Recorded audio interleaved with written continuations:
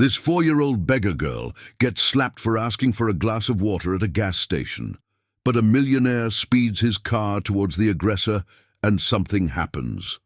Comment on what you think will happen. Your opinion is very important. And subscribe to my channel to support my work. Your help is very important. The December sun beat down mercilessly on the asphalt of Route 66 with a cruel intensity, making the air shimmer in heat waves that distorted the arid landscape of the Arizona desert. At the Desert Oasis gas station, on the edge of the highway that cut through Flagstaff, business was slow on that sweltering afternoon. Only a few truckers stopped to refuel and continue their journey, while the hot wind carried dust and the smell of gasoline mixed with sweat. Lily walked slowly along the side of the road, her bare feet burning on the scorching pavement. At 6 years old, the girl carried a weight on her shoulders that no child should bear. She had been living on the streets for 3 months, ever since her grandmother Irene, the only family she had ever known, had passed away one morning without warning. The worn-out rag doll she held tightly was her only treasure, an inheritance from her mother, Carol, who had disappeared 2 years before like smoke in the wind. The thirst was agonizing. Lily felt her throat as rough as sandpaper, and each step cost an immense effort. She approached the gas station timidly, observing the activity through her big, frightened eyes. She already knew this painful routine, asking for water, food, sometimes getting a few coins from sympathetic travelers. But she also knew the shouts, the shoves, the contempt stamped on the faces of adults who saw her as a nuisance. Ron Miller wiped the sweat from his forehead with the back of his grease-stained hand. At 45 years old, he carried a bitterness that grew each day like an infected wound.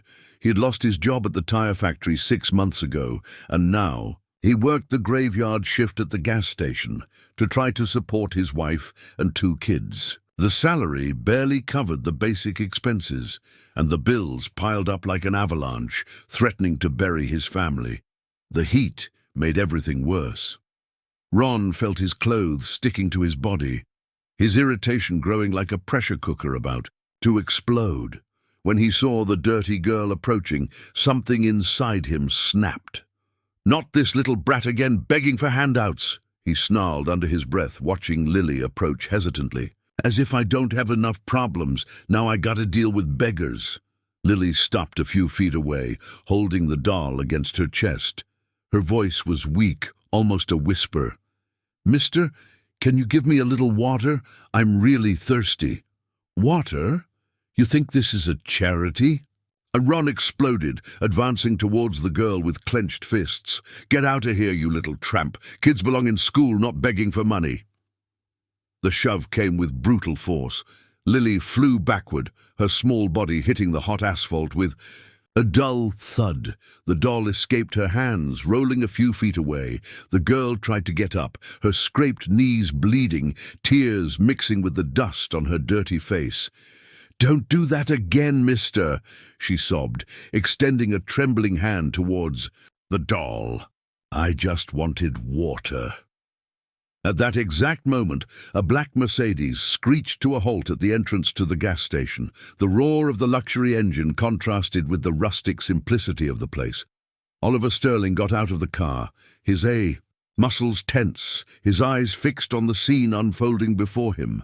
At 52 years old, Oliver carried his own deep scars. 5 years ago, his daughter, Lisa, had passed away in a terrible accident, taking pieces of his soul with her and destroying his marriage to Miriam. Since then, he had lived in a loneliness that consumed him slowly, dedicating himself obsessively to business to escape the pain that never left him. But seeing that helpless child on the ground, hurt and scared, awakened something primal in his chest. A fury he hadn't felt in years took over his senses. "What the hell do you think you're doing?" Oliver roared, advancing towards Ron with firm steps. His fists clenched, the knuckles turning white with force. Ron turned around, surprised by the intervention. "It's none of your business, buddy. This girl keeps bothering the customers, begging for money. I just gave her a little push to teach her a lesson." "A push?" On a child? Oliver's voice came out loaded with a dangerous threat. Without thinking about the consequences, he returned to the car and started the engine. The sound of the roaring Mercedes echoed through the gas station like a beast's growl. What happened next lasted only seconds, but seemed like an eternity. Oliver accelerated the car towards Ron, who managed to jump aside at the last instant, rolling between the gas pumps. The Mercedes passed by, raising a cloud of dust and gravel.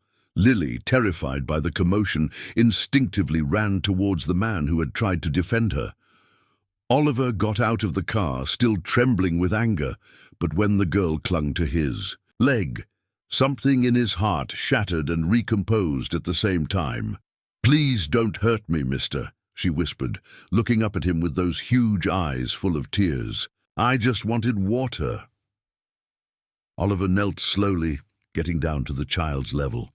For the first time in 5 years, he felt a genuine connection with another human being. Lily reminded him of Lisa, not physically, but in the vulnerability, in the innocence that the world was trying to destroy. "No one will hurt you anymore," he murmured, his voice choked. "I promise." But as he helped Lily pick up the dirty doll from the ground, Oliver didn't notice the look of pure hatred that Ron was giving him, still lying between the pumps. A look that promised that this story was far from over. The drive to Oliver's house was silent, broken only by the soft hum of the air conditioning and Lily's muffled sobs in the back seat. The girl held the doll as if it were a shield against the world, her big eyes watching the urban landscape of Flagstaff through the window. It was the first time in 3 months that she had been inside a car, protected from the scorching sun, that had tormented her so much. Oliver's residence was in an upscale neighborhood of the city, a modern 2-story building surrounded by high walls and electronic gates. Lily had never seen such a big house. When she got out of the Mercedes, her bare feet touched the soft grass of the garden, a strange and pleasant sensation that made her hesitate for a few seconds.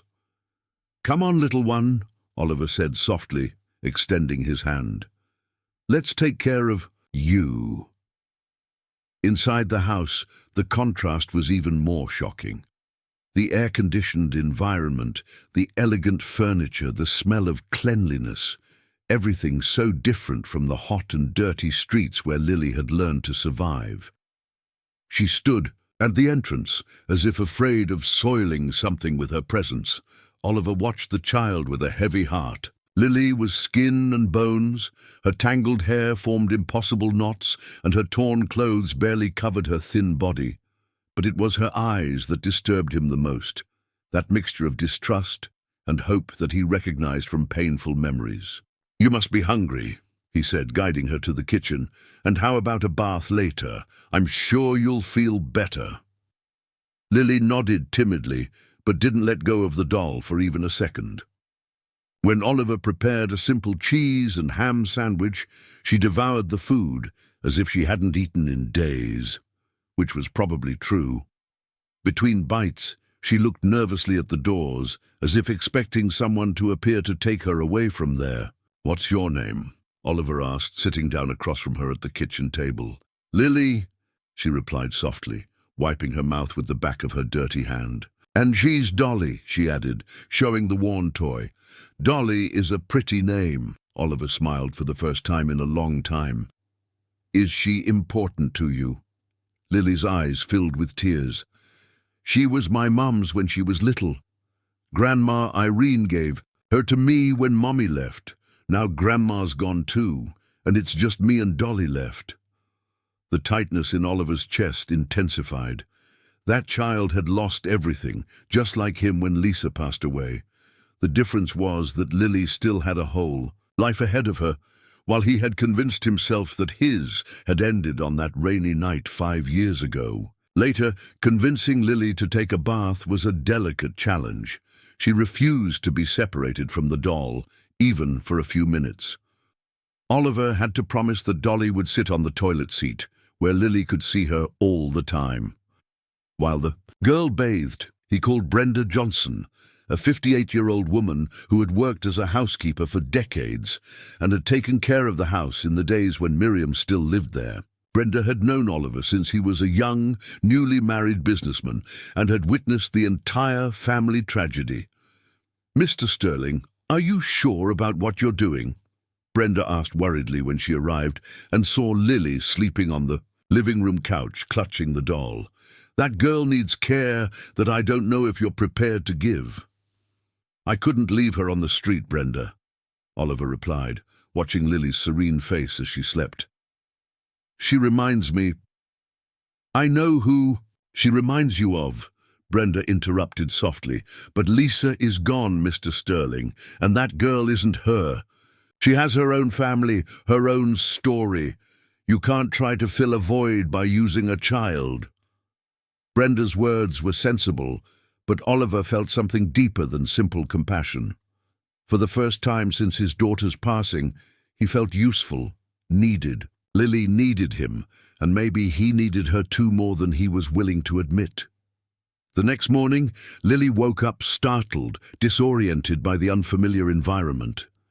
For a few seconds she searched, desperately for Dolly, until she found her lying on the floor next to the couch.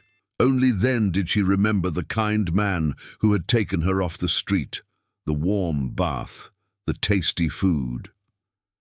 Oliver appeared in the living room carrying a tray with breakfast, warm toast, butter, strawberry jam, warm milk.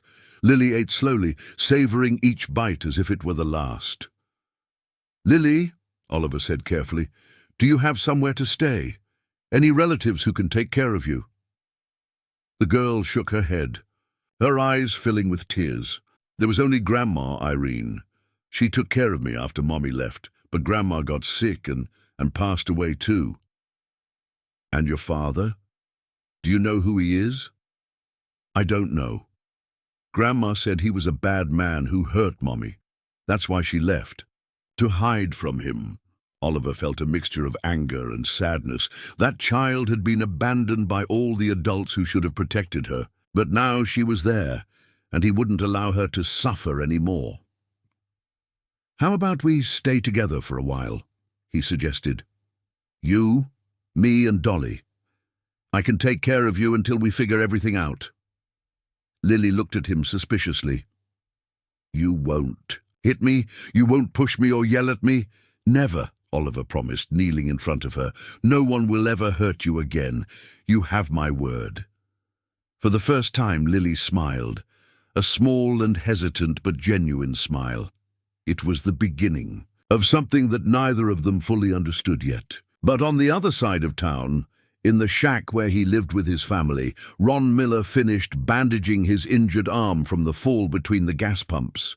His anger had turned into something more dangerous, a desire for revenge that grew like a malignant tumor in his chest. "That rich guy is gonna pay for what he did," he muttered to himself, watching the movement of the street through the window. "He and that damned brat, they're gonna pay dearly." Lily's first days at Oliver's house were a roller coaster of emotions. The girl oscillated between moments of genuine joy and episodes of inexplicable panic. She woke up in the middle of the night screaming, desperately searching for Dolly, as if the doll was her only anchor in a world that had always disappointed her. Brenda watched everything with the experienced eye of someone who had raised 6 children of her own and cared for dozens of other children throughout her life. On the 3rd morning, she found Lily hiding under the kitchen table, trembling and crying silently. "What's wrong, sweetheart?" Brenda asked softly, crouching down to the girl's level. "Did you have a nightmare?" "I wet the bed," Lily whispered, ashamed, tears running down her face. "Mr. Sterling will be mad and send me away, like everyone else does." Brenda's heart broke. "My child, that's nothing. You've been through so much. It's normal that your little body is still scared. Come here, let's clean everything up and we won't tell anyone, okay?" As they changed the sheets, Lily recounted in fragmented pieces about her life before arriving. How Grandma Irene worked washing clothes to support the 2 of them. How sometimes there wasn't any food, and she would go to sleep hungry, embraced with Dolly. How some men would come looking for her mother Carol during the night, always causing confusion and shouts. "Mommy cried a lot," Lily said, helping Brenda spread out the clean sheet. "She said she was going to find me one day when she got a safe place, but she never came back." Brenda felt a dull anger grow in her chest. How could a mother abandon such a small and fragile child? But she kept those feelings to herself, focusing on offering the affection that Lily needed so much. Oliver, in turn, was discovering that caring for a traumatized child was more complex than he had imagined. Lily was startled by sudden movements, refused to eat if she didn't see the food being prepared, and was terrified of being alone in any room of the house. During a hot January afternoon, he decided to take her to buy new clothes. At the Flagstaff Mall, Lily walked glued to his leg, watching everything with wide eyes. It was a completely new world for her. The illuminated stores, the air conditioning, the well-dressed children running through the corridors.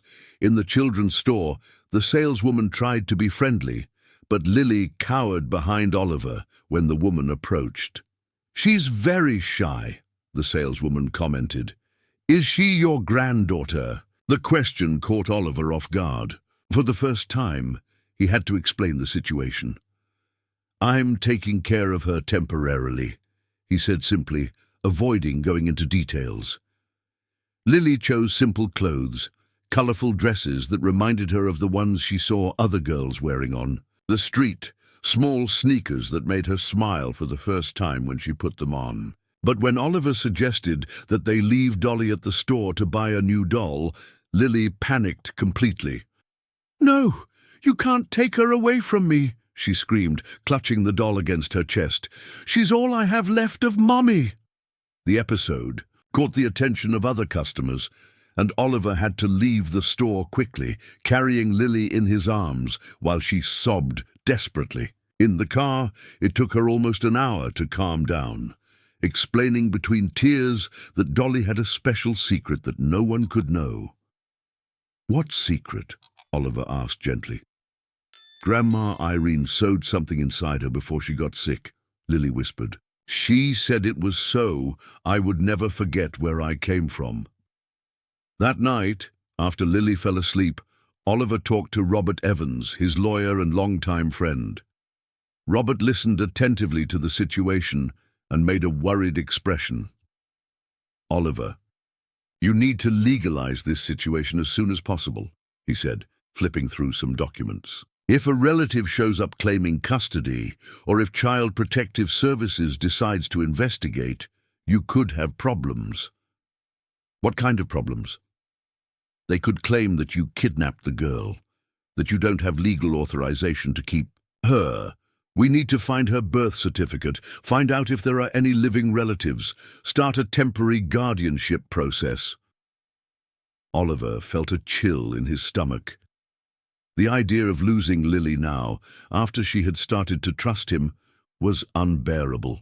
What if we don't find any documents? What if she really doesn't have anyone? Then the process gets more complicated, but not impossible. The important thing is to act within the law. Meanwhile, on the other side of town, Ron Miller drank cheap whiskey in a dimly lit bar, complaining about life to anyone who would listen. He had lost his job at the gas station after the incident, and now his financial situation was even worse. "That stuck-up playboy pretending to be a savior," he muttered to the man sitting next to him at the counter. "He thought he could humiliate me in front of everyone, but he doesn't know who he's messing with." The man next to him, a skinny guy with small eyes named Pete, became interested in the story.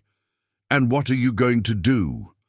Ron took another sip and smiled bitterly.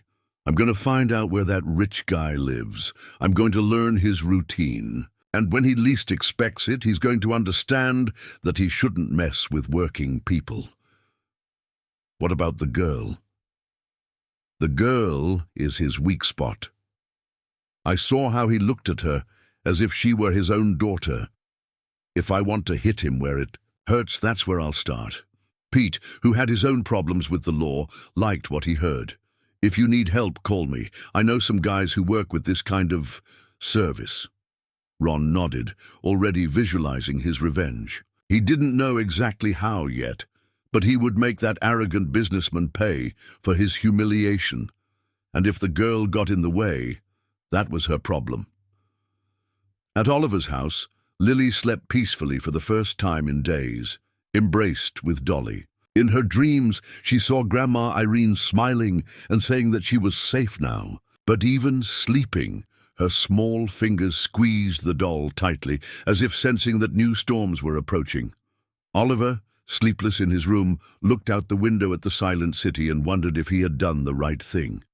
Caring for Lily was awakening feelings that he had buried along with Lisa. But he also knew that there was no turning back.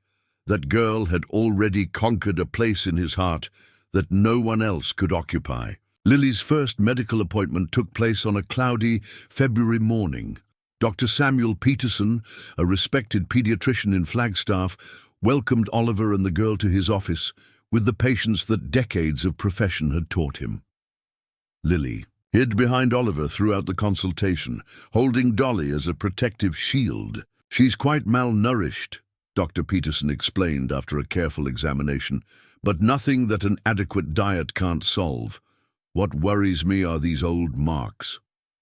Oliver felt his blood run cold when the doctor pointed to an irregular scar on Lily's right arm. This was a poorly healed fracture. It probably happened when she was about 4 years old, and she never received proper treatment. Fracture? Oliver repeated, his voice choked. But how? Mr. Sterling, this girl has been abused, I'm sure of it. Dr. Peterson lowered his voice, watching Lily, who was playing silently in the corner of the room. Look at these small scars. On her back, these old bruises. Someone has hurt this child systematically. The anger that Oliver felt at that moment was unlike anything he had ever experienced. It was a protective, visceral fury that made his hands tremble. Who would do this to a child? Unfortunately, it happens more than we'd like, the doctor sighed. But now she's safe with you. The important thing is to make sure it stays that way. When they left the office, Lily realized that Oliver was different. His eyes had an expression that she couldn't identify, a mixture of sadness and determination that made her move closer to him. In the car, "Uncle Oliver, did I do something wrong?" she asked in her small voice. "No, my little one, you've never done anything wrong." He hugged her carefully, as if she were made of glass. "Let's go home and eat the cake that Brenda made for you." But the tranquility didn't last long. 3 days later, when Oliver was returning from work, he found an unfamiliar car parked in front of his house. An elegant, middle-aged woman was talking to Brenda at the gate, making gestures that seemed agitated. Miriam Sterling had aged in the 5 years since the separation. Her blonde hair now had grey strands, and wrinkles of sadness marked the face that was once radiant. When she saw Oliver getting out of the Mercedes, her eyes filled with a complex emotion. Anger, hurt, and something that could be longing. "I heard you brought a child home," she said bluntly, crossing her arms. "The neighbors are talking. I thought I had a right to know." "Miriam," Oliver began, but was interrupted by Lily's appearance at the door of the house. The girl observed the unknown woman with curiosity, immediately noticing the tension in the air. "Who's that lady?" Lily asked, approaching Oliver and holding his hand. Miriam looked at the girl and felt something churn in her stomach. Lily was about the age that Lisa would be now, if she were still alive. The resemblance wasn't physical, but there was something in the way she clung to Oliver, in the trust she placed in him. "Lily, this is a friend of mine," Oliver said carefully. "Miriam, this is Lily." "Hi, Aunt Miriam," Lily said politely, but without letting go of Oliver's hand.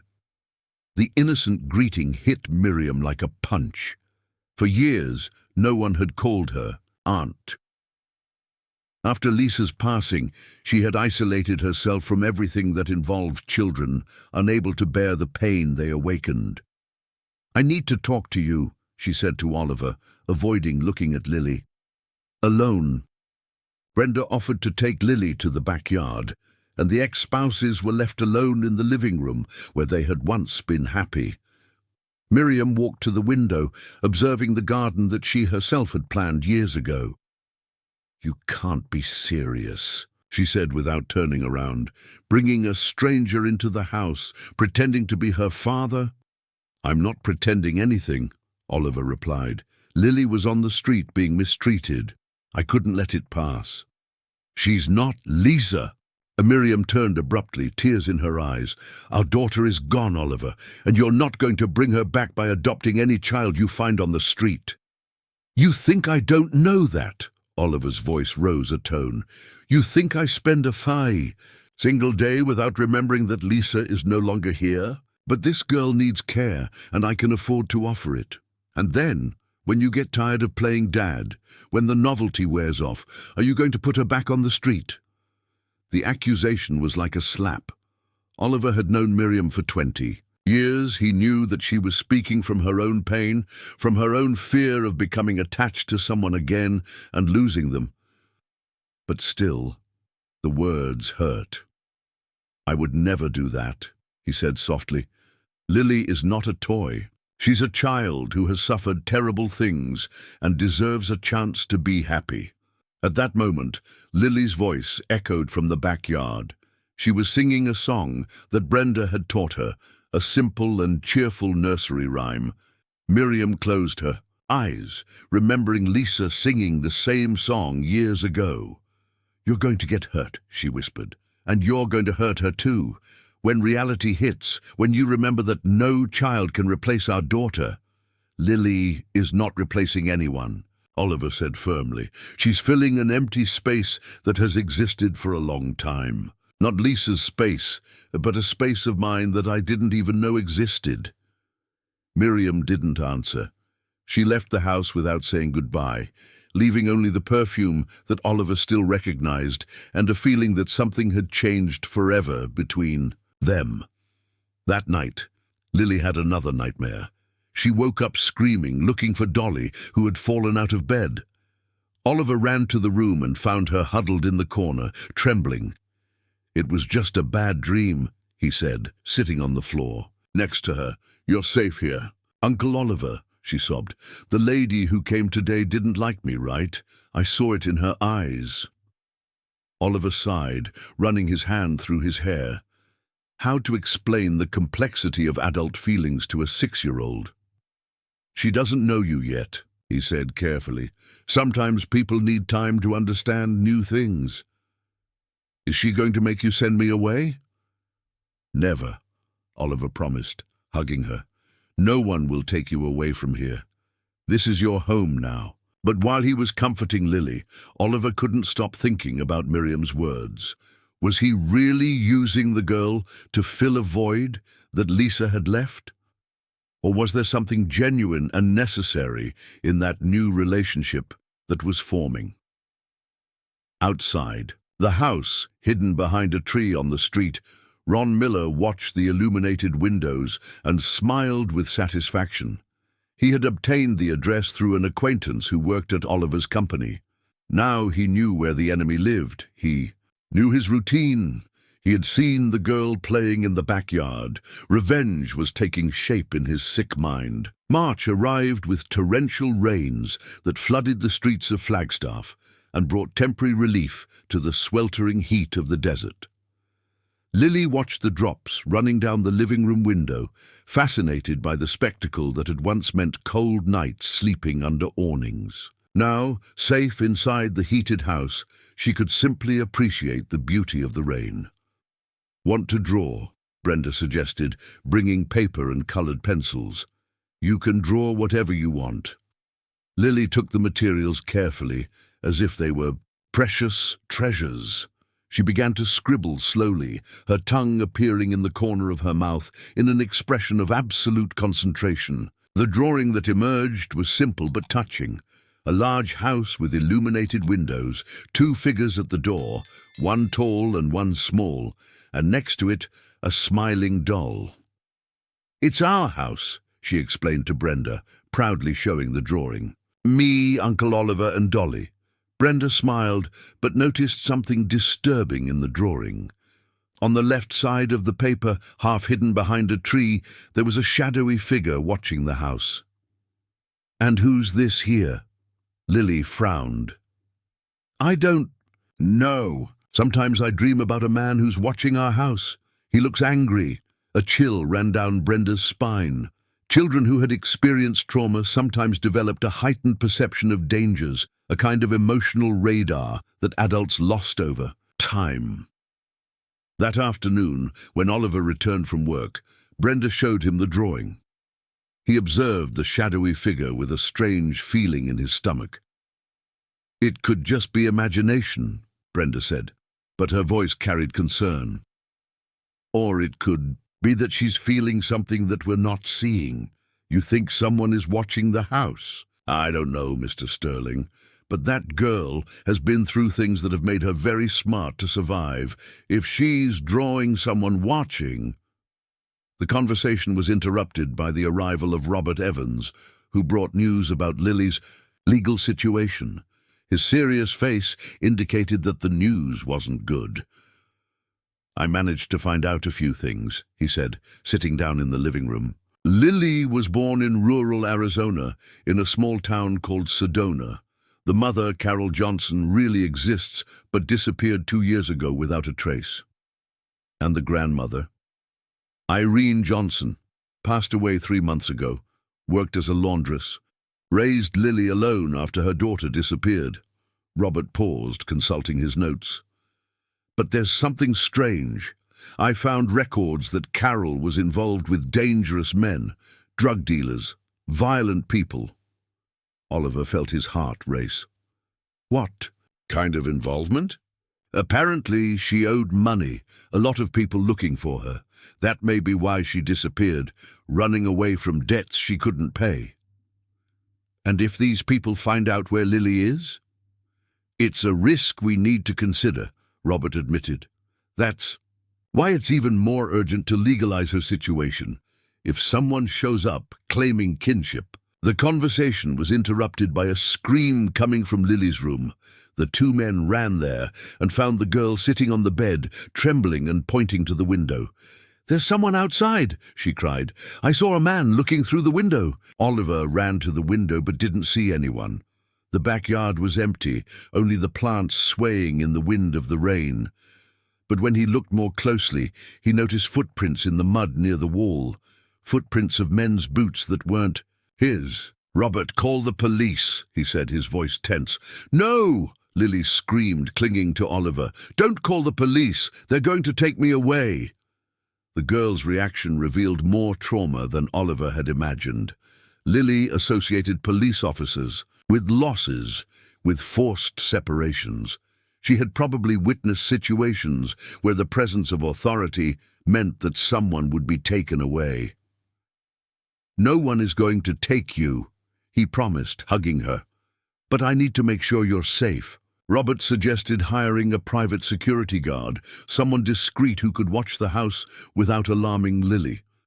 It was an expensive solution, but Oliver didn't hesitate to accept. 2 days later, the situation became even more complicated. Lily was playing in the backyard under Brenda's supervision when a woman appeared at the gate. She was too thin, with dirty clothes and eyes that seemed too deep in her face. Her hair, which was once blonde, was now brown and dull. "Lily!" the woman shouted, holding the bars of the gate. "My daughter!" Lily's reaction was instantaneous and devastating. She dropped her toys and ran inside the house, shouting a word that chilled Brenda's blood. "Mommy!" Carol Johnson had returned. Oliver arrived home in the middle of the chaos. Lily was locked in the bathroom, refusing to come out, while Carol screamed at the gate, demanding to see her daughter. Neighbors had gathered to watch. The scandal and Brenda was on the verge of a nervous breakdown. "She's my daughter," Carol yelled, shaking the gate. "You stole my daughter." When Oliver approached, he could see the woman's condition up close. Carol was visibly weakened by drugs. Her arms had needle marks poorly disguised, and she smelled of alcohol mixed with something sweeter and sickening. "Ma'am, the girl is well taken care of." Oliver tried to speak calmly. "Let's talk calmly." "Calmly? You kidnapped my daughter and you want me to be calm?" Carol laughed bitterly. "I know very well who you are, rich guy. You thought you could buy a child. Lily was on the street abandoned. Abandoned?" Carol chuckled. "She was with her mother. I just left to take care of some problems. I was going to come back for her." The lie was so blatant that it was almost offensive. Oliver knew from Robert's investigation that Carol had disappeared 2 years ago, leaving Lily with her elderly and sick grandmother. "What do you want?" he asked directly. Carol's eyes gleamed with a greed she couldn't hide. "I want my daughter back. But, look, I'm in a tough situation right now. If you help me with a sum, about $20,000, I can let her stay here a little longer, just until I get myself together." The proposal was repugnant. Carol was trying to sell her own daughter, disguising blackmail as maternal agreement. "I need to think about it," Oliver said, stalling for time. "You have until tomorrow," Carol threatened. "If you don't give me the money, I'll go to court. I'll tell them that you stole my daughter, that you may be doing bad things with her. I'll make up whatever it takes." After she left, Oliver managed to convince Lily to come out of the bathroom. The girl was pale, trembling, holding Dolly so tightly that her fingers were white. "Was that really her?" Lily asked softly. "Was that my mom?" "It was, yes," Oliver confirmed, not wanting to lie. "Why didn't she take me with her when she left?" The question broke Oliver's heart. How to explain to a child that her own mother had abandoned her for drugs and violent men? "Sometimes adults make bad choices," he said carefully, "but that doesn't mean you're not loved." That night, Lily couldn't sleep. She stayed awake, whispering with Dolly, as if the doll could give her the answers that the adults couldn't. Oliver heard her through the half-open door. "Dolly, why doesn't Mommy want me? Was I a bad girl? Is Uncle Oliver going to give me to her?" It was a conversation that no 6-year-old should have to have. The early hours were long and tortuous. Oliver couldn't sleep a wink, pacing around the house like a caged animal while he devised strategies to protect Lily. Robert had suggested paying what Carol was asking for, at least temporarily, until they could get a definitive legal solution. But the idea of giving in to blackmail revolted everything that Oliver believed was right. At 7 in the morning, while Lily was still sleeping exhausted in the room, an insistent knock on the door made Oliver's heart race. It was too early to be Carol, but who could it be? To his surprise, he found Miriam standing on the porch with an expression that mixed determination and nervousness. She was holding a paper bag and had combed her hair more carefully than in recent encounters. "I need to talk to you," she said without preamble, "and to her too." "Miriam, it's not a good time. Lily is going through—" "I know what's happening," she interrupted him. "Brenda called me last night. She told me about the girl's mother." Oliver let her in, intrigued. Miriam had been so hostile to Lily's presence that her appearance at that moment didn't make sense. "I brought breakfast," she said, showing the bag. "Donuts, the ones you liked, and chocolate milk for her." It was a small but significant gesture. For the first time, Miriam had thought of Lily as a real child, with her own preferences, not just as a threat to her feelings. Lily appeared in the kitchen, still sleepy, dragging Dolly by the arm. When she saw Miriam, she stopped, uncertain about how to react. The memory of the previous encounter was still fresh in her memory. "Good morning, Lily," Miriam said softly, crouching down to the girl's level. "I brought breakfast for the 3 of us. Do you like chocolate milk? Lily nodded timidly, but didn't approach. Aren't you mad at me anymore? The question hit Miriam like a slap. She had been so transparent in her hostility that even a traumatized child had managed to notice. I was never mad at you, Miriam lied gently. I was mad at the situation. Sometimes adults get confused and end up looking mad when they're actually sad. During breakfast, something changed in the air of the kitchen. Miriam watched Lily eat, noticing her careful gestures, the way she offered small pieces of bread. To Dolly, the polite way she asked permission for everything. She's very well behaved, Miriam commented to Oliver. Her grandmother must have raised her with love. Lily is special, he agreed, watching the girl who was now playing at feeding the doll. After everything she's been through, she can still trust, she can still love. It was then that Carol appeared again. This time she didn't scream at the gate. She simply rang the doorbell and waited as if she were any social visit. But her appearance was even worse than the day before. The clothes were the same, dirty and wrinkled, and she didn't seem to have slept. Lily hid behind Oliver when her mother entered the room. Carol looked around with poorly disguised envy, assessing the expensive furniture, the elegant decor. So this is the palace where my daughter is living, she said sarcastically. She must be feeling like a princess. Carol, let's talk civilizedly. Oliver tried to keep his tone calm. Please, sit down. I didn't come to talk, she replied, but sat down anyway. It was then that she noticed Miriam, who had remained silent, observing the scene. And who are you? The new stepmother? I'm Miriam, she replied coldly. And you must be the mother who abandoned this child for 2 years. Carol laughed mockingly. Abandoned? I was getting my life together so I could give her a better future. You rich people think everything is easy, that we can just... Stop! Miriam stood up, a new authority in her voice. You don't need to lie. We know that you were involved with drugs, that you left Lily with an elderly and sick woman while you were running away from debts.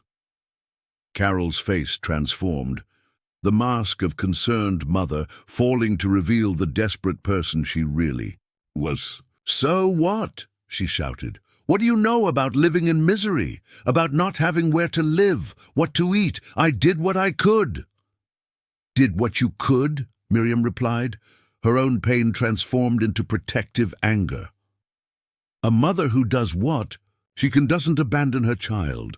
A mother who does what she can doesn't show up 2 years later asking for money. Lily began to cry silently, still clinging to Oliver. The argument was scaring her, bringing back memories that she preferred to forget. It was then that Carol played her final card. Lily, she called, extending her arms. Come here to Mommy. Let's get out of this house full of fake people. The girl cowered even more, shaking her head negatively. I don't want to go, she whispered. I want to stay here. The rejection of her own daughter was a blow that Carol didn't expect.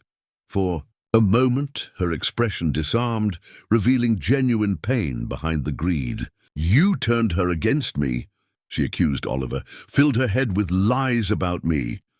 No one needed to turn anyone, Miriam intervened again. A 6-year-old knows how to recognize who takes care of her and who abandons her. It was at that moment that Miriam made a proposal that surprised everyone, including herself. Carol, I'm going to make you an offer. Not money to buy drugs, but real help. She approached the woman, speaking firmly. I'm going to pay for a complete treatment in a rehab clinic in Phoenix, 6 months inpatient, plus 6 months of outpatient follow-up, psychologist, social worker, everything you need. Carol looked at her suspiciously. And in return, you sign a document giving permanent custody of Lily to Oliver. When you're really cured, clean for at least a year, you can have supervised visits. And if I don't accept, then we're going to court anyway, Miriam said without hesitation. And I guarantee that any judge who sees the state you're in, and the condition Lily was in when Oliver found her, they'll give him custody without a second thought." Carol was silent for a long time, looking at her daughter, who refused to come near her. For the first time in years, she seemed to truly see reality. A traumatized, skinny child who had learned to survive on the streets because her own mother had chosen drugs over her. "Lily," she called softly, do you really want to stay here?" The girl looked into her mother's eyes for the first time since she had arrived. "I do," she said in a small but firm voice. "Uncle Oliver and Aunt Brenda take care of me. Nobody hits me here." The final sentence was like an involuntary confession. Carol closed her eyes, tears streaming down her dirty face. "All right," she whispered, "I accept the proposal, but I want to see her every now and then when I get better." "When you really get better," Miriam confirmed, "not before." When Carol left to arrange the necessary documents, Lily finally approached. "Miriam, Aunt Miriam," she said softly, "thank you for taking care of me too." Miriam knelt down and hugged the girl for the first time, feeling something heal within her own broken heart. The days following Carol's departure to the clinic brought a fragile but comforting peace. Lily seemed lighter, as if an invisible weight had been lifted from her small shoulders.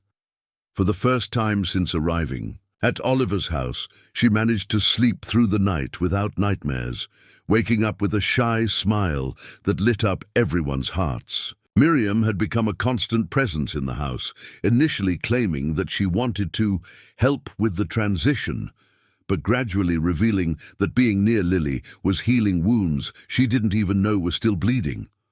The girl, in turn, seemed fascinated by the feminine attention that had been so lacking in her life. "Aunt Miriam, can you teach me how to brush my hair?" Lily asked one April morning, holding a pink brush that Miriam had bought especially for her. "Of course, my dear," Miriam replied, feeling a strange emotion as she saw herself reflected in the mirror beside the girl. "What kind of hairstyle do you want to learn?"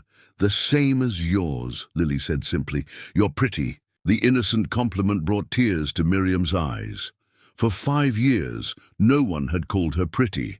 Since Lisa left, she had let herself wither, losing interest in her appearance, in herself.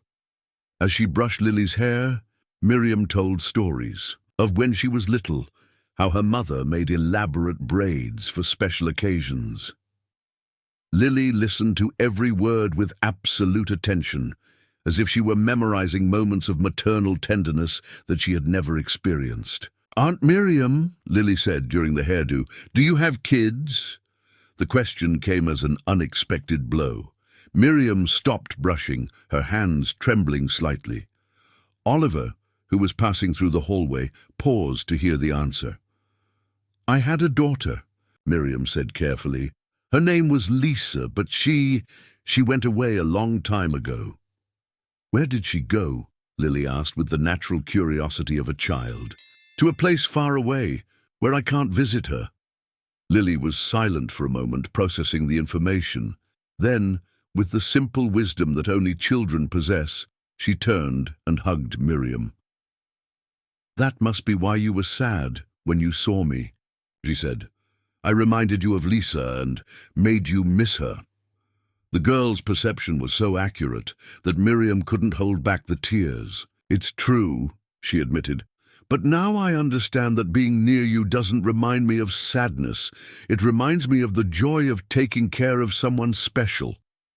Oliver watched the scene from the hallway, his own heart warming as he saw the two most important people in his life connecting so naturally. For the first time in years, he began to imagine that maybe there was a future where everyone could be truly happy together. But the tranquility was interrupted one Thursday afternoon when Lily was playing in the yard under Brenda's supervision. The girl had created a routine. Every afternoon, after lunch, she talked to the plants in the garden, telling them about her day as if they were silent friends. It was during one of these conversations that she noticed a man standing across the street, watching the house. It wasn't the first time she had seen that figure, but this time he didn't hide when he realized he had been seen. Ron Miller had spent weeks planning his approach. He had found out that Lily would be attending a private school in the neighborhood starting next week, and that Oliver had hired a driver to take her and pick her up every day. But he had also identified a security flaw. The route between the school and the house passed through a less busy street, where an approach would be possible. "Hey, kid," he said, approaching the gate with a smile that didn't reach his eyes. "You're Lily, aren't you?" Lily stopped playing and looked at the man with suspicion. Brenda had taught her never to talk to strangers, but something about that man made her feel especially uncomfortable. "Do you know Uncle Oliver?" she asked, keeping her distance from the gate. "Sure do," Ron lied easily. "I work with him. He asked me to come pick you up because he had an emergency at work." "Brenda!" Lily shouted, running inside the house. Her survival instinct, sharpened by the months on the street, had triggered all the alarms. Brenda appeared quickly, assessing the situation.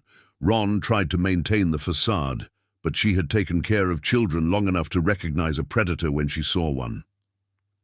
"Can you identify yourself, sir?"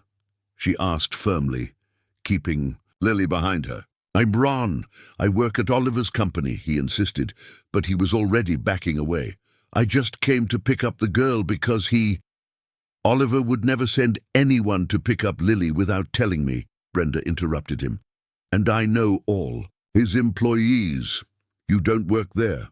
Ron realized that his strategy had failed. He cast a hateful glance at Lily, who cowered even further behind Brenda, and walked away without saying anything else. When Oliver arrived home and learned of the incident, his reaction was immediate and decisive. He called Robert, the private security guard, and began making arrangements to drastically increase the protection around Lily. "We can't trust that he'll give up anymore," Oliver said to Miriam that night after Lily had fallen asleep. "This man is dangerous, and he has some obsession with me. Do you think he would hurt Lily to get to you?" "I'm sure of it," Oliver replied grimly. "I saw the hatred in his eyes that day at the gas station. He blames me for losing his job, for being in a bad situation, and Lily is my most vulnerable point." Miriam took his hand, a gesture they hadn't made in years. "Then, let's protect her, together." The word "together" echoed between them with a meaning that went far beyond protecting Lily. For the first time since their separation, they were truly united by a common purpose. The next morning, Lily woke up to find significant changes in her routine. There would be a discreet security guard accompanying her to school, extra cameras installed around the house, and she could no longer play alone in the yard. "Why so many changes?" she asked, holding Dolly against her chest. "It's just to make sure you're always safe," Oliver explained carefully. "Remember the man who came here yesterday? He might try to bother you again. Is he a bad man?" Oliver hesitated, not wanting to scare the girl even more, but knowing that she needed to be alert. "He's someone who might want to hurt you to make me sad. That's why we need to be very careful." Lily nodded with seriousness beyond her 6 years. "Just like when I lived on the street, I had to be careful of bad men who wanted to hurt girls." The sentence froze Oliver's blood. How many other threats had Lily faced alone, with no one to protect her? "But now you're not alone anymore," he promised, hugging her. "Now you have a whole family taking care of you." "A real family?" she asked, her eyes shining with hope. "The truest family there is," Miriam replied, entering the room and completing the hug. "A family that chose each other." But as the three hugged in the sunlit room, across town, Ron drank whiskey in the same dirty bar, planning a different approach. If he couldn't deceive the girl or the adults around her, he would have to use force. And this time, he wouldn't fail. Lily's first day of school arrived on a sunny May morning. She woke up earlier than usual, anxious and excited at the same time. It was the first time in her life that she would attend a real school, with desks, a teacher, and other children her age. "Can't Dolly go with me?" she asked worriedly, holding her inseparable companion. "She can," Miriam said, helping her get ready. "But how about we leave her in your backpack? That way she stays close to you, but doesn't run the risk of getting lost." Lily considered the suggestion and agreed, giving the doll a kiss before carefully storing her in the new backpack. It was a small step towards independence, but a significant one. Little Talent School was 10 minutes from Oliver's house, in a colourful building surrounded by a yard with toys and trees. When they arrived, Lily clung to Miriam's hand, intimidated by the number of children running and playing. "What if they don't like me?" she whispered. "Impossible," Miriam replied affectionately. "You're a special, intelligent, and kind girl. Any child would be lucky to have you as a friend." The teacher, Mrs. Carmen, was a middle-aged woman with gentle eyes and a soft voice. She received Lily with patience, understanding that the girl had been through difficult situations and would need time to adjust. "Lily, what a beautiful name," she said, crouching down to the girl's height. "Want to meet your new friends?" The first days were challenging. Lily had missed important years of socialization and formal education. She didn't know how to hold the pencil correctly. She didn't know the letters. She had difficulty concentrating. But she demonstrated a natural intelligence and a thirst for learning that impressed Mrs. Carmen. "She's a resilient child," the teacher commented to Oliver during a meeting.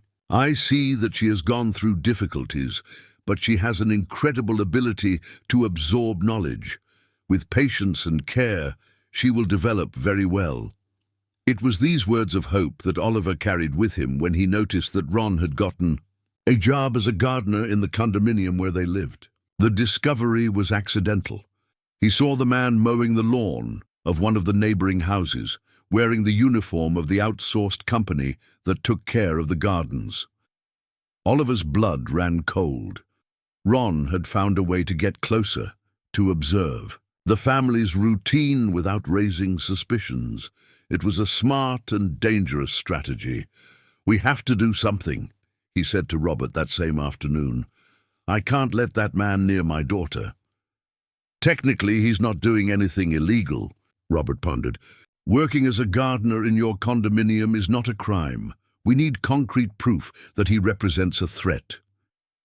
"The proof will come when it's too late," Oliver replied bitterly. The solution came from an unexpected source. Brenda, with her network of contacts among the maids in the neighborhood, discovered worrying information about Ron through other employees in the condominium. "Oliver, that man is trouble," she reported. "The girls said that he asked questions about you, about Lily. He wants to know the schedules, the routine, who comes and goes from the house." "What kind of questions?" "What time Lily leaves for school, if she goes alone, if there's security accompanying her. And he also asked if you have more children, if Lily is really your daughter, or if she's adopted." The information confirmed Oliver's worst fears. Ron was planning something, collecting data to execute a plan that certainly involved harming Lily. It was on a rainy June afternoon that Ron's plan finally materialized. It was a Thursday, and the heavy rain had altered the school routine. Classes ended earlier, and many parents arrived late to pick up their children. Lily was waiting at the school door with other children, protected from the rain by the building's awning. Her driver, Mr. Jose, was stuck in traffic caused by the storm. It was then that Ron appeared, wearing a hooded jacket and carrying an umbrella. "Lily," he called, approaching with a fake smile, "your father sent me to pick you up because the driver can't get here because of the rain." The girl immediately remembered the previous incident and recoiled. "You're the man who went to my house," she said, her voice revealing fear. "I am, and I'm here to help you," Ron insisted, holding out his hand. "Your father is worried about You getting wet in the rain. At that moment, the teacher, Mrs. Carmen, appeared at the door. Lily, has your driver arrived? No, Mrs. Carmen, Lily replied, pointing to Ron.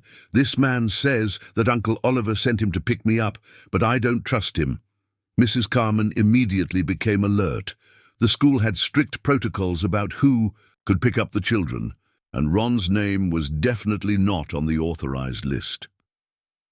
Sir, I need to see your identification and confirm with Lily's parents before releasing her, she said firmly. Ron realized that his plan was failing again. The frustration and anger accumulated for months exploded. The girl is coming with me now, he shouted, advancing towards Lily. Mrs. Carmen placed herself between him and the child, shouting for help. Other teachers and staff came running, and Ron found himself surrounded. In a desperate impulse, he pushed the teacher and grabbed Lily by the arm, dragging her out of the school. Help! Help! Lily shouted, trying to break free. In her struggle, the backpack fell to the ground, and Dolly rolled under a parked car. Dolly! She cried, trying to go back to get her companion, but Ron pulled her forcefully, leading her to a motorcycle he had left on the corner. The witnesses managed to write down the motorcycle's license plate and immediately called the police and Oliver. But when the reinforcements arrived, Ron and Lily had already disappeared into the chaotic traffic of the city. Oliver received the call from the school when he was in an important meeting with clients. The voice of Mrs. Carmen, trembling with nervousness, told what had happened. Oliver's world collapsed instantly. Kidnapping was the only word that echoed in his mind as he ran to the car. Miriam, who was at home organizing Lily's clothes, received his desperate call. They took our girl, he said, his voice breaking. Miriam, they took our girl. For the first time in 5 years, Oliver and Miriam came together completely in despair. The pain of Lisa's loss, which had separated them, now brought them closer in the fight to save Lily. Meanwhile, in an abandoned house on the outskirts of Flagstaff, Lily was tied to an old chair, trembling with fear and cold. Ron paced back and forth, drinking whiskey directly from the bottle and muttering about his revenge. Now your rich father will learn what it is to suffer, he said to the terrified girl. He will understand what it is to lose something important. Please, let me go home, Lily cried. I didn't do anything wrong to you. You exist, Ron replied with hatred, and that's bad enough. In the darkness of the abandoned house, without Dolly to comfort her, Lily closed her eyes and tried to remember Oliver's words, "You will never be alone again." But at that moment, alone was exactly how she felt. The first 6 hours after Lily's disappearance were the longest of Oliver's life. The house, once full of the girl's childish joy, now seemed like a silent mausoleum. Miriam had arrived just minutes after him, and the two walked through the room like ghosts, unable to sit down, to calm down, to think of anything other than the terror that Lily must be feeling. The police had set up a search operation, but Flagstaff was a big city with many possible hiding places. Ron knew the area well. He had the advantage of someone who had planned every move. The police asked technical questions, asked for photos, descriptions, but to Oliver it seemed that everything was moving in slow motion. He won't hurt her, Miriam repeated like a mantra, more to herself than to Oliver. He just wants to scare you. He won't hurt a child. But both knew that they were empty words. Ron had demonstrated a frightening capacity for hatred and revenge. A man who lost everything could be capable of anything. Brenda arrived with her eyes red from crying so much, carrying Lily's backpack that had been left at school. Inside it, carefully stored, was Dolly, the doll that never separated from the girl. She must be desperate without it, Brenda said, holding the doll against her chest. Lily never sleeps without her. It was Robert who brought the first concrete clue. Through contacts in the police, he obtained information about Ron Miller that had not been revealed before. "He has a heavier record than we thought," Robert reported, spreading papers on the table in the room. "He spent 2 years in prison for assault, has documented alcohol problems, and has been investigated for inappropriate behavior with minors." Oliver's blood ran cold. "Are you saying I'm saying he's more dangerous than we imagined, and that we need to find Lily as quickly as possible." Meanwhile, in the abandoned house, Lily struggled against the despair that threatened to consume her. The place smelled of mold and abandonment. There were holes in the roof where the rain dripped, and she could hear strange noises that frightened her even more. Ron had left an hour ago, saying he was going to take care of some things, leaving her alone, tied to the chair. His absence was a relief, but it also intensified her fear. What if he didn't come back? What if no one found her in that forgotten place? To calm down, Lily began talking to an imaginary presence, Dolly. Even without the physical doll, she visualized her companion by her side, offering the comfort she so badly needed. "Dolly, do you think Uncle Oliver will find me?" she whispered. "In the darkness, he promised he would always take care of me." In her imagination, she could hear the affectionate answer she always gave the doll. "Of course he will, my dear. He loves you very much." It was this imaginary conversation that gave Lily an idea. She remembered something that her grandmother, Irene, had told her about Dolly, the secret hidden inside the doll. With great care, she had sewn a small photo inside the toy before getting sick, saying it was so that Lily would never forget her origins. But there was something else that Irene had hidden along with the photo, something she said Lily should only use if she ever really needed help.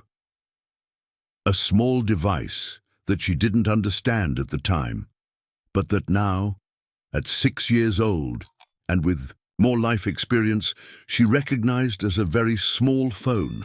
The problem was that the phone was inside Dolly, and Dolly was far away at Oliver's house. At the police station, the investigation was taking new turns. One of the officers had found Ron's abandoned motorcycle in a peripheral neighborhood of the city, near an area with several deserted houses that had been vacated due to problems in the power grid. "It's an extensive area," the chief explained. To Oliver and Miriam, "There are at least 20 empty houses in a 3-block area. We'll need to inspect them one by one." "How long will that take?" Oliver asked, the anguish showing in his voice. "If we organize the teams well, we can cover the entire area in 2 hours." 2 hours. To Oliver, it seemed like an eternity. To Lily, trapped in one of the abandoned houses in that same region, each minute was a fight against panic. Ron had returned more drunk and more aggressive. He brought a new bottle of whiskey and had bought food, a gas station sandwich that he threw on the floor near Lily. "Eat," he ordered. "I don't want you to die before the time comes." "Before the time for what?" Lily asked, her small voice trembling with fear. "Before your father learns his lesson," Ron laughed bitterly. "He's going to come looking for you, and when he comes, he'll find out what happens when you mess with working folks."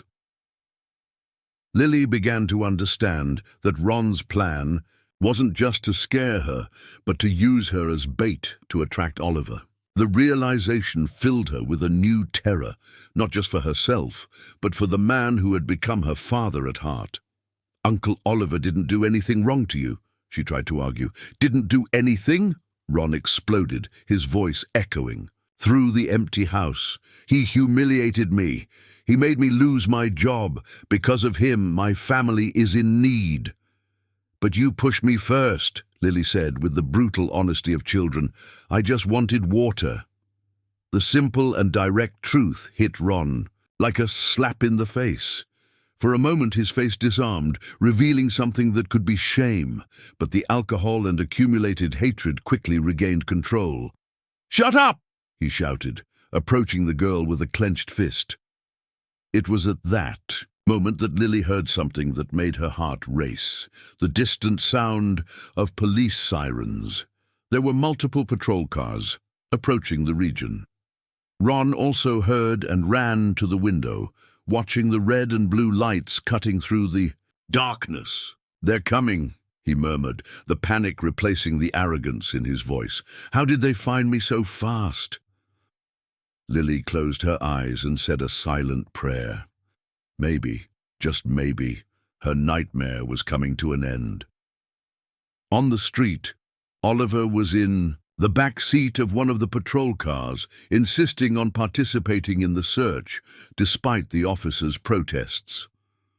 Miriam was by his side, holding Dolly as if the doll could somehow guide them to Lily. "Fourth house on the right," the officer communicated by radio. "We have suspicious movement in the windows." Oliver's heart stopped. After hours of desperate searching, they had finally found a concrete lead. But what if it was too late? What if Ron, feeling cornered, did something crazy? "Please," he whispered to any higher power that might be listening, "let her be okay." In the abandoned house, Ron made a decision that would change everything. If he was going to be arrested anyway, he would take with him the person who had caused all his misfortune. And if he couldn't reach Oliver directly, he would reach him through what he loved most. The police cordon was slowly closing around the abandoned house. Oliver could see the lights of the flashlights cutting through the darkness, hear the whispered commands of the officers positioning themselves. Each second seemed like an eternity, each movement a possibility of salvation or tragedy. Inside the house, Ron had entered total panic. The reality of his situation finally hit him. He had kidnapped a child, he was surrounded by the police, and there was no way out. The whiskey that had previously fueled his courage now only intensified his despair. "It's your fault," he shouted at Lily, who cowered in the chair. "If your father hadn't meddled where he wasn't called, none of this would have happened." Lily tried to make herself even smaller, but her ropes didn't allow much movement. She could hear voices outside, people approaching, and a part of her filled with hope. But another part, the one that had learned to survive on the streets, knew that desperate men were the most dangerous. "Police!" The amplified voice echoed through the night. "We know you're in there. Release the child and come out with your hands up." Ron looked out the window and saw what appeared to be half a battalion of the state police. Cars, motorcycles, armed men, all to capture a simple gardener who had lost his mind. The irony of the situation made him laugh bitterly. "You want to negotiate?" he shouted back. "Then bring the rich guy here. I want to talk to him face to face." Outside, Oliver took a step forward, but was stopped by the chief. "Mr. Sterling, we can't allow that. It's too dangerous." "He wants to talk to me," Oliver insisted. "If it helps save Lily." "What if it's a trap? What if he wants to hurt you?" "Two." Miriam held Oliver's arm. "You can't risk it. Lily needs you alive." But Oliver had already made his decision. Without warning anyone, he shouted towards the house. "Ron, it's me, Oliver. I'm here. What do you want?" The answer came loaded with all the bitterness accumulated in recent months. "I want you to feel what I felt. I want you to lose something important." "You've already achieved that," Oliver shouted back, his voice breaking. "I'm desperate. I'm suffering. Isn't that enough?" Inside the house, Lily heard Oliver's voice and began to cry, not out of fear, but out of relief. He had come. Even with all the danger, he had come looking for her, just as he had promised. "Uncle Oliver," she shouted with all the strength she had. "I'm here! I'm here!" The girl's voice hit Oliver like a stab. She was alive, she was conscious, but she was also terrified. He could hear the fear in every word she shouted. Ron became angry with Lily's shout and turned to her with rage. "Shut up, don't shout any more." "No," Lily replied with a courage she didn't even know she possessed. "I'm going to shout. Uncle Oliver came to save me." The girl's disobedience enraged Ron even more. He approached her with a raised fist, but was interrupted by a new voice coming from outside. A female voice he didn't expect. "Ron Miller!" Miriam shouted. "I'm Miriam, Oliver's ex-wife. I want to make a deal with you." Miriam's intervention caught everyone by surprise, including herself.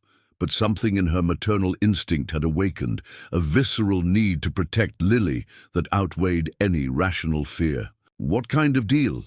Ron replied, curious despite himself. "You want Oliver to suffer, right? You want him to understand your pain?" Miriam continued, ignoring the desperate gestures of the officers to silence her. "Then let the girl go and take me in her place." "Miriam, no!" Oliver shouted, trying to approach her, but being prevented by the officers. "A 6-year-old child is not to blame for the problems between you two," Miriam insisted. "But I'm an adult. I'm part of his life. If you really want to hit him where it hurts, I'm a better target." Inside the house, Ron considered the proposal. There was logic in Miriam's words. Lily was just a child that Oliver had adopted. But Miriam was the woman he had loved, mother of the daughter he had lost. It made more sense as symbolic revenge. "And how do I know it's not a trap?" he shouted. "Because I'm willing to go in there unarmed, alone," Miriam replied. "I leave the police behind and come only I." The chief held Miriam's arm. "Mom, this is crazy. We can't allow it." "Release her," Oliver said suddenly. "If that's what he wants, if that's what's going to save Lily." "Have you both lost your minds?" the chief protested. "We're not going to sacrifice one person to save another." But Miriam had already broken free and was walking towards the house. Her steps were firm, even if internally she was terrified. Each meter that she approached the abandoned house was an act of faith. Faith that Ron would keep his word. Faith that she would be able to negotiate Lily's freedom. "I'm at the door," she announced. "I'm going in now." Ron untied Lily quickly and pushed her towards the door. "Go away, girl! Go before I change my mind!" Lily stumbled, her legs numb from hours of being tied up, but managed to reach the door just as Miriam entered. The two met at the threshold of the house. The woman who had hated the child's presence in the beginning and the girl who had conquered her wounded heart. "Run, my love," Miriam whispered, hugging Lily quickly. "Run to Uncle Oliver." "And Auntie?" Lily asked, her big eyes full of worry. "Auntie stays here for a little while, but you're going to be okay, I promise." Lily ran out of the house as if she had wings on her feet. Oliver saw her emerge from the darkness and felt the world recompose around him. She was alive, she was running towards him, she was safe. The reunion was explosive. Lily threw herself into Oliver's arms with all the strength of her small body, and he wrapped her in a hug that seemed to want to protect her from all the evils of the world. "My girl," he cried, kissing the top of her head. "My love, are you okay?" "I am, Daddy," Lily said, and it was the first time she called him that. But Aunt Miriam stayed inside. Is he going to hurt her? The word Daddy echoed in Oliver's heart as a blessing and a responsibility. But now he had a new terror. Miriam was in Lily's place, in danger because of a courageous but dangerous decision. "We're going to bring her back too," he promised Lily. "We're going to bring our whole family back." Inside the house, Miriam faced Ron with a calmness she didn't know she possessed. The man seemed smaller now, more pathetic than threatening. She could see that the anger had turned into despair, that he knew he had gone too far. "Now what?" she asked. "You got what you wanted. Oliver is suffering. He's scared. Your revenge is complete." Ron looked at her, and then at the empty bottle of whiskey in his hands. For the first time in months, he was able to see his situation clearly. He had kidnapped an innocent child. He was holding another person against their will. He had destroyed any chance of rebuilding his life. "I'm not that man," he said softly, more to himself than to Miriam. "It wasn't supposed to come to this." "You can still stop," Miriam said gently. "You can still do the right thing." Outside, Lily was safe in Oliver's arms, but her eyes remained fixed on the house where Miriam had stayed. A new family had formed through pain and love, and she was not willing to lose any piece of it. The silence that followed was deafening. Inside the abandoned house, Miriam and Ron stared at each other in a kind of emotional impasse. He held a rusty knife that he had found in a drawer, but his hand trembled so much that the weapon seemed more like a weight than a real threat. I can't do it anymore," Ron whispered, dropping the knife to the floor. "I can't pretend I'm this monster anymore." Miriam took a cautious step towards him. "You're not a monster, Ron. You're a man who lost his way, who's suffering, but you can still come back." "Come back to what?" He laughed bitterly. "I have no job anymore. My family despises me for what I've become, and now I'm going to be arrested for kidnapping. What future do I have left?" "The future you build from now on," Miriam replied, with a wisdom she herself didn't know she possessed. "I lost a daughter 5 years ago. I thought my life was over, that I would never be happy again. But today, I discovered that I can still love, I can still protect, I can still be important to someone." Outside, Oliver held Lily in his arms, but his eyes remained fixed on the house. The delay was driving him crazy with worry. Lily, sensing his anxiety, gently touched his face. "Daddy, Aunt Miriam is going to be okay," she said with the simple conviction of children. "She's very brave. She saved me." The word "daddy" still sounded strange and wonderful to Oliver's ears. In just a few hours, he had almost lost Lily and discovered that she truly considered him as her father. It was a painful and beautiful transformation. At the same time, "She saved you and now we're going to save her," he replied, kissing the girl's forehead. Inside the house, Ron had sat down on the floor, his head in his hands. The reality of his actions was falling on him like a crushing weight. "I just wanted someone to understand my pain," he confessed. "I lost everything: job, dignity, hope. And when I saw that rich man wanting to play the hero, I thought he had no right to be happy when I was suffering." "Pain doesn't justify hurting innocence," Miriam said, sitting next to him on the dirty floor. "That girl never did anything wrong to you. She's already suffered too much in life." "I know," Ron cried. "When I looked into her eyes, I saw fear. The same fear I see in the eyes of my own children when I come home drunk and fighting. What kind of man have I become?" "A man who can still change," Miriam insisted. "But you need to make the choice now. Get out of this house, face the consequences, and start rebuilding your life in a better way." It was at that moment that they heard a familiar voice coming from outside. "Ron, it's me, your wife Susan. Please stop this." Ron's wife had arrived, brought by the police after they managed to locate her. Susan Miller was a small and thin woman, aged by suffering and poverty, but her eyes still shone with the love she felt for her husband, despite everything. "Susan," Ron murmured, running to the window. When he saw his wife surrounded by police, but with his face marked by genuine concern, something inside him broke definitively. "Ron, my love, get out of there," Susan cried. "Think about our children. They need their father." "I ruined everything, Susan," he replied, his voice laden with despair. "I did terrible things. How can you forgive me?" "Because we love you," she shouted back. "Because family forgives. Family helps you start over." Miriam watched the scene with a heavy heart. There was something deeply human in that exchange between husband and wife. Something that reminded her that Ron, however wrong he was, also had a family who cared about him. "Go," she said gently. "Your family loves you. Lily has hers. You have yours. It's not too late to fix things." Ron looked at Miriam for the last time. "Why did you do this? Why did you risk yourself for a child who isn't even your daughter?" "Because she is my daughter," Miriam replied without hesitation, "of the heart. And when you truly love, you do anything to protect." It was these words that finally convinced Ron to drop all the improvised weapons he had collected and walk slowly towards the door. Miriam followed him, keeping a respectful distance but offering moral support. When they emerged from the house, the relief was palpable. Susan ran to hug her husband, crying and whispering words of forgiveness and hope. The police arrested him, but with less violence than they could have used. Even they could see that he was a broken man, not a hardened criminal.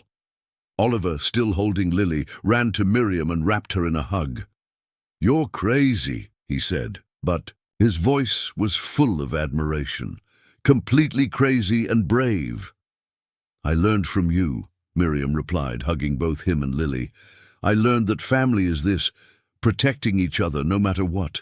Lily, in the middle of the hug, looked at the two adults she had learned to love. "Now we are a real family?" she asked.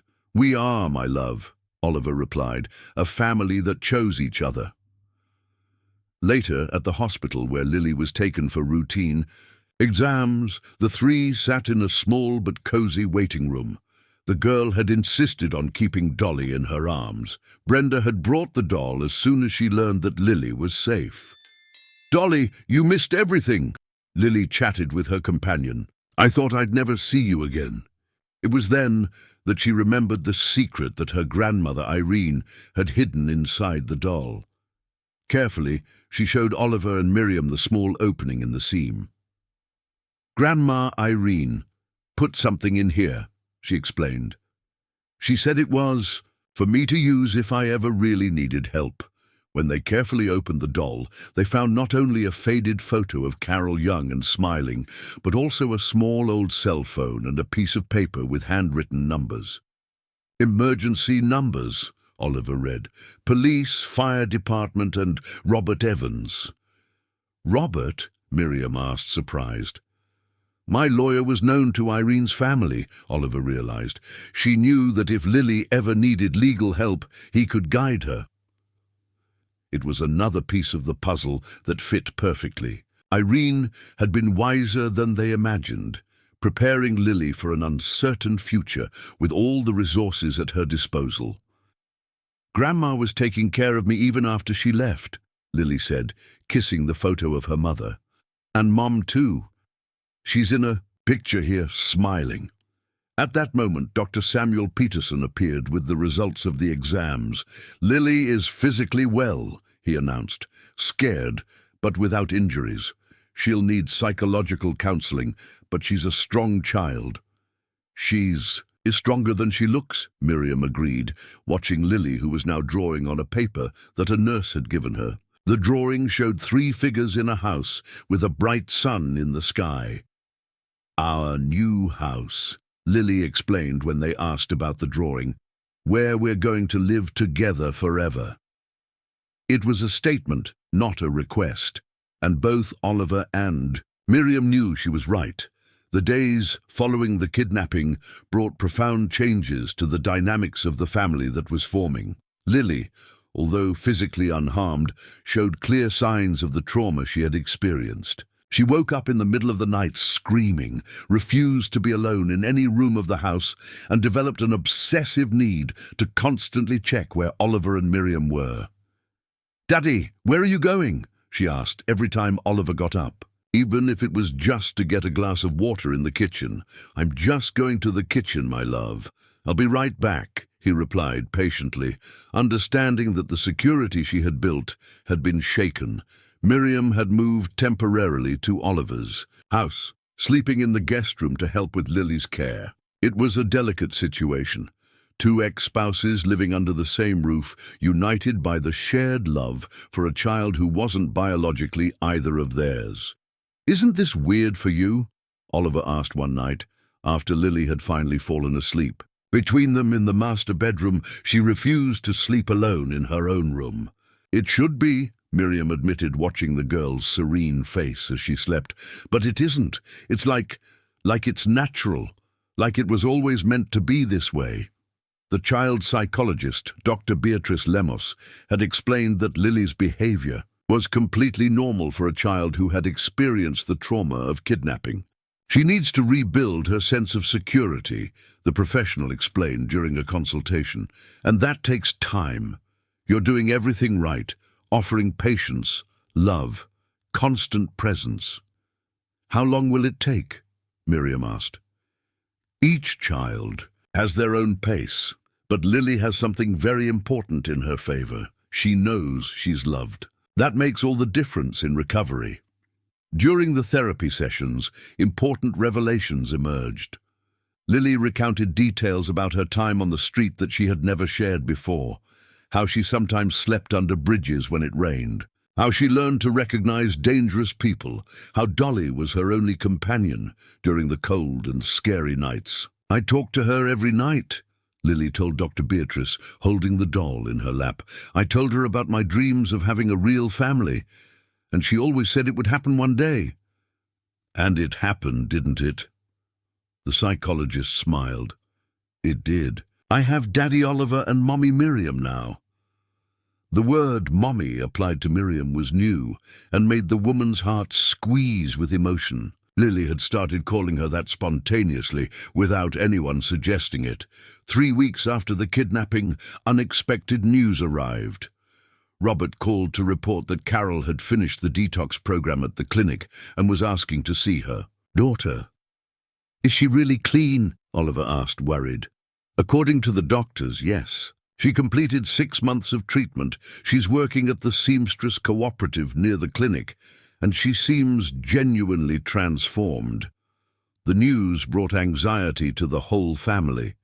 How would Lily react to the reunion with her biological mother? And more importantly, had Carol really changed, or was it just another manipulation? Miriam was the one who suggested that the meeting take place at their house, in familiar territory for Lily. "If she feels uncomfortable, she can leave the room and go to her bedroom," she argued. On the appointed day, Lily woke up especially anxious. "What if Mommy Carol wants to take me away?" she asked during breakfast. "She's not going to take you," Oliver assured her. "You have legal documents that guarantee that you will stay with us. And more importantly, you have a choice. No one can force you to leave if you don't want to." When Carol arrived, the transformation was visible. She had gained weight, her hair was clean and well-combed, and her clothes were simple but appropriate. More important than the physical change was something in her eyes, a clarity that didn't exist before. "Hi, Lily," she said softly, crouching down to be at her daughter's height. "You've grown so much." Lily watched her mother with curiosity and caution. "Hi, Mommy Carol. You're different." "I am my daughter. I'm okay now. Healed." Carol looked at Oliver and Miriam. "I came to thank you for taking care of her when I couldn't." "No need to thank us," Miriam replied. "Lily gave us much more than she received." During the visit, which lasted 2 hours, Carol talked about her recovery, about the work at the cooperative, about the plans she was making to rebuild her life. But, to everyone's surprise and relief, she didn't mention once the possibility of taking Lily back. "Mommy Carol," Lily asked at one point, "don't you want to live with me anymore?" The question was direct and painful. Carol closed her eyes for a moment before answering. "My dear, I love you very much. I will always love you." But during those months at the clinic, I understood something important. Loving sometimes means making difficult choices. What kind of choices? Choosing what's best for the person we love, even if it's not what we want for ourselves. Carol looked around the comfortable house, observed the scattered toys, the photos of Lily on the refrigerator, all the evidence of a stable and loving life. "You have a family here, a family that can give you everything that I couldn't give." "But you're my birth mother," Lily said, using an expression she had learned. "I am, and I always will be, but they are your parents of the heart. And sometimes the parents of the heart are more important than the birth ones." It was then that Carol made a proposal that surprised everyone. "I would like to continue being part of Lily's life, but in a different way. As a special aunt, a friend, someone who visits, who follows her growth, but who doesn't interfere in the family you've built." Oliver and Miriam looked at each other, touched by the maturity of the proposal. It was exactly the kind of arrangement that could work. allowing Lily to maintain a connection with her origins without destabilizing the security she had found. "And you, Lily?" Miriam asked. "What do you think of this idea?" Lily thought for a long moment, her 6-year-old mind processing complex concepts of family and belonging. "Can I have 2 mothers?" she asked finally. "Mommy Carol, who gave birth to me, and Mommy Miriam, who takes care of me every day." "Of course you can," all 3 women answered simultaneously and laughed at the coincidence. "Then I want that," Lily decided. "I want a big family with lots of people who love me." When Carol left, promising to return next month, Lily snuggled between Oliver and Miriam on the living room sofa. "You know what I discovered today?" she said, playing with Dolly. "What, my love?" Oliver asked. "That family isn't just who's born together. Family is who chooses to stay together." The simple wisdom of the child echoed through the house ceiling, a truth that they had all learned through pain and love, that the best families are those built by the heart, not by blood. 6 months had passed since the kidnapping, and life had found a new rhythm in Oliver's house. Lily had returned to school, where she had become one of the most beloved students in the class. Her life experience, although painful, had given her an emotional maturity that impressed both teachers and colleagues. "She has a unique ability to comfort other children when they are sad," Mrs. Carman reported during a parent meeting. "It's as if she instinctively knows what to say to those who are suffering." Miriam had formalized her return to the house, not as an ex-wife returning, but as a new version of herself, discovered through love for Lily. The process of reconciliation with Oliver was being slow and careful, built on foundations different from those that existed in the first marriage. "We're different people now," she said in a sincere conversation with him. "The pain has changed us, but Lily has taught us that we can still be happy." "Do you want to try again?" Oliver asked, holding her hand as they watched Lily play in the yard with Dolly. "I want to try something new," she corrected. "Not go back to what we were, but build something we've never been before." The proposal of a new marriage came naturally, not as an attempt to recover the past, but as a commitment to the future. Lily was the first to know about the decision, and her reaction was pure joy. "Are we going to have a party?" she asked, clapping her hands. "Can I wear a pretty dress?" "You can," Miriam laughed, "and you will be our official maid of honor." "What does a maid of honor do?" "She spreads flower petals and makes sure everyone is happy," Oliver explained. "Oh, so I already do that every day," Lily replied, with the naturalness that always surprised them. The wedding was set for December, almost exactly 1 year after the day Oliver found Lily at the gas station.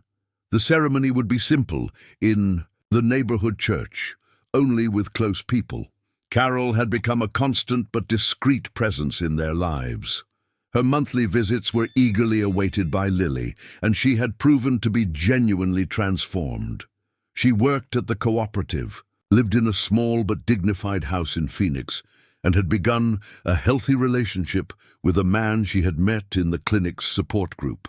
"Can I bring John to meet Lily?" she asked during one of the visits. "He's important to me, and I would like him to be part of her extended family." The naturalness with which everyone had learned to navigate these complex relationships was a testament to the emotional maturity that the situation had demanded of each one. John Pereira was a gentleman of 40 years, a mechanic by profession, who had also gone through problems with alcohol and found in recovery a new chance at life. When he met Lily, their interaction was immediate and positive. "Do you take good care of Mommy Carol?" Lily asked, with the seriousness of an adult interviewing a suitor. "I do," John replied, equally serious. "And she takes care of me too. That's how it works when people really like each other. Just like Daddy Oliver and Mommy Miriam." Lily nodded, approving the answer. During the wedding preparations, an unexpected discovery brought even more excitement to the family. Brenda, sorting through Lily's old documents, found a birth certificate that had gone unnoticed in previous searches. "Oliver, look at this," she said, showing the yellowed paper. "Lily's father's name is here." The document revealed that Lily's biological father was John Henry Santos, a man who had disappeared from Carol's life even before the birth of his daughter. Robert was tasked with conducting a discreet search, more out of curiosity than legal necessity. "I found him," Robert reported 2 weeks later. "John Henry lives in Los Angeles, is married, has 2 children, works in a factory. Apparently he never knew that Carol was pregnant." "Do you think we should tell him?" Oliver asked. "I think that decision is up to Lily when she's older," Miriam pondered. "For now, she has enough family."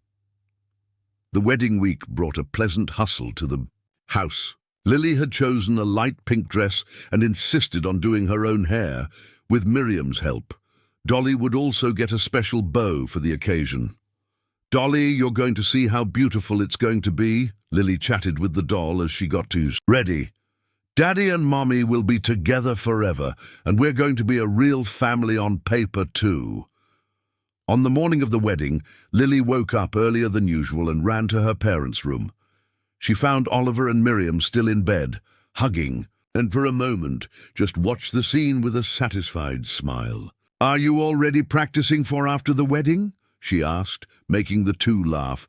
"Come here, our little wedding planner," Miriam said, opening her arms to welcome her into the bed. "Are you nervous?" Lily asked, snuggling between them. "A little," Oliver admitted. "And you?" "I'm not. I know everything will be all right," she replied with absolute conviction. "Do you know how I know?" "How?" "Because you've loved each other for a long time. You just forgot a little, but now you remembered." Lily's simple and profound observation touched the hearts of the 2 adults. She was right. Love had never disappeared completely, only gotten lost in the midst of pain. Lily had been the catalyst that helped them rediscover it. A few hours later, in the church decorated with simple but beautiful flowers, Lily walked down the center aisle, spreading rose petals and smiling at all the guests. Carol was present, sitting next to John in the 3rd row. Robert and his wife occupied the front row, along with Brenda, who was crying discreetly with emotion. When Oliver and Miriam met at the altar, their hands joined naturally, as if they had never been separated. The priest, who knew the family's story, had prepared a special ceremony that included a blessing for Lily. "Lily Santos Sterling," the priest said, calling her to approach. "You not only gained a family, but created a family. Your love united 2 people who had lost hope." "I just wanted to have a daddy and a mommy," Lily replied into the microphone, her clear voice echoing through the church. "But I gained much more. I gained a family that chose me, and that I chose too." The applause was spontaneous and emotional. There wasn't a dry eye in the small congregation. When the bride and groom kissed, sealing the union, Lily clapped enthusiastically and shouted, "Now we are a real family forever." The party was at the house itself, in the garden that Lily loved so much. There was soft music, food made by Brenda with the help of several neighbors, and above all, much love circulating among all those present. During the party, Lily approached Carol, who was watching everything with a melancholic but genuinely happy smile. "Mommy Carol, are you sad?" she asked, with concern. "No, my daughter, I'm happy. Happy to see that you have everything I always wanted to give you but couldn't." "You did give it to me," Lily said, surprising her biological mother. "You gave me life. And you gave me to people who knew how to take care of me when you couldn't." It was an impressive maturity for a 7-year-old, but Lily had learned that the most complex situations sometimes have the simplest solutions. When the night arrived and the guests left, the family gathered in the living room for a final private celebration. Lily had insisted on making a toast with grape juice in crystal glasses. "I want to make a speech," she announced solemnly. "We're listening," Oliver said, trying not to laugh at his daughter's seriousness. "Thank you, Daddy Oliver, for taking me off the street and giving me a home. Thank you, Mommy Miriam, for teaching me that I can have two mothers who love me. And thank you, Dolly, for never leaving me alone when I needed you most." She raised her small glass and continued, "Now we are a family forever, in good times and in difficult times, and I promise to take care of you, just like you take care of me." It was the most sincere and touching toast any of them had ever heard. 2 years had passed since the wedding, and life in the Sterling household had found its perfect rhythm. Lily, now 9 years old, had transformed into a confident and loving girl, her past traumas gradually healed by constant love and the security she had finally found. On a sunny December morning, exactly 3 years after that first meeting at the gas station, Lily woke up with a special energy. It was the day she had declared as Family Day, a tradition that she herself had created to celebrate the anniversary of when Oliver brought her home. "Daddy! Mommy!" she shouted, running to her parents' room. "Our special day is here!" Oliver and Miriam greeted her with warm hugs. The morning routine had become a sacred ritual.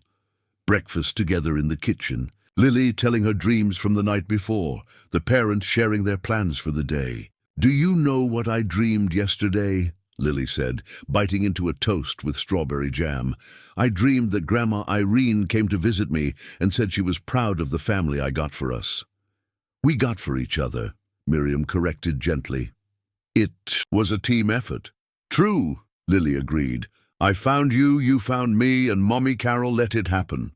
Carol had married John 6 months ago in a simple ceremony where Lily was a bridesmaid. The emotional stability of the biological mother had allowed her to become an even more positive presence in her daughter's life, visiting them every 2 weeks and maintaining an affectionate but respectful relationship with the established boundaries. "Is Mommy Carol coming today?" Lily asked. "Yes," Oliver confirmed, "and she has a surprise for you." Lily's eyes sparkled with curiosity, but she had learned to wait patiently for surprises. They were life lessons that had made her an exceptionally mature child for her age.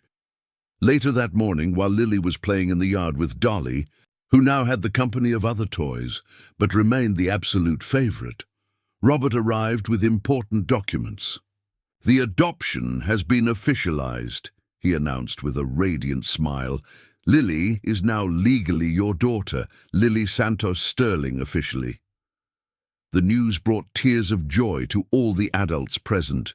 Although the situation had been stable for some time, having legal recognition of the family they had built was deeply meaningful. "Lily," Miriam called, "come here, we have news for you."